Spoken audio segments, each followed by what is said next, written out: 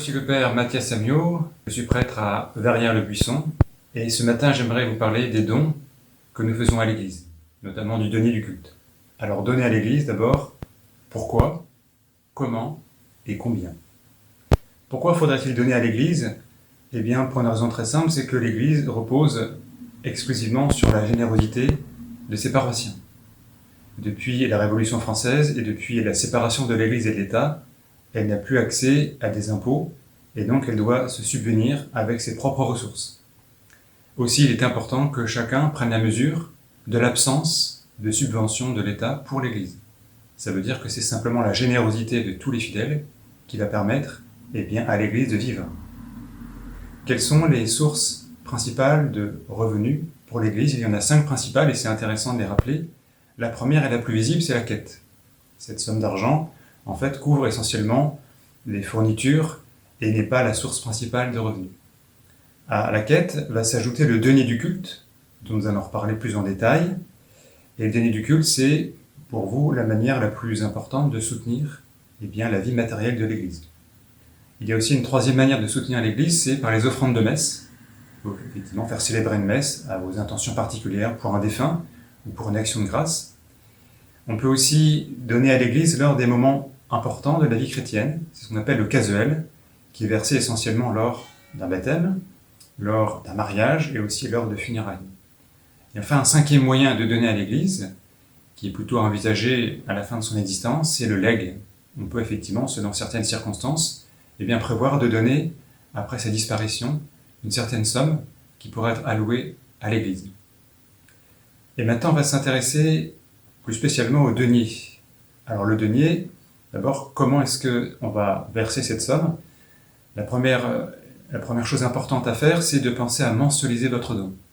Si d'un côté vous donnez 120 € par an ou 10 € par mois, d'un point de vue comptable, c'est exactement la même chose, mais l'économe diocésain préfère pouvoir compter sur des ressources versées régulièrement. Aussi, un premier réflexe très simple, et qui ne changera rien à votre montant que vous donnerez, c'est de passer à la mensualisation plutôt qu'à un don annuel. Et un deuxième point important à partager, c'est finalement combien donner. Quelle somme pouvons-nous décemment donner à l'Église? Alors chacun, bien sûr, fera le discernement nécessaire.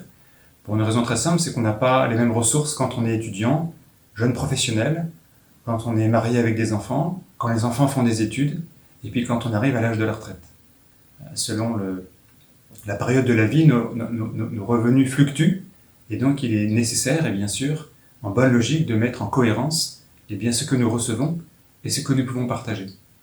Il existe toutefois un critère, alors qui n'est pas forcément gravé dans le marbre, mais qui peut être un point de référence intellectuelle, c'est de donner un jour de son travail par an. Donc concrètement, vous prenez votre salaire mensuel, vous allez le diviser par 30 pour voir ce que vous gagnez finalement en un jour, et vous allez voir si cette somme peut être versée au diocèse. C'est une manière très concrète de soutenir votre diocèse par effectivement le fait de donner un jour de votre travail. Chacun bien sûr pourra voir, en fonction de ses besoins, en fonction de ses ressources, s'il peut donner plus ou moins. L'essentiel c'est que le maximum de baptisés donne, et que, comme on l'a dit, on passe d'un don annuel à un don mensuel.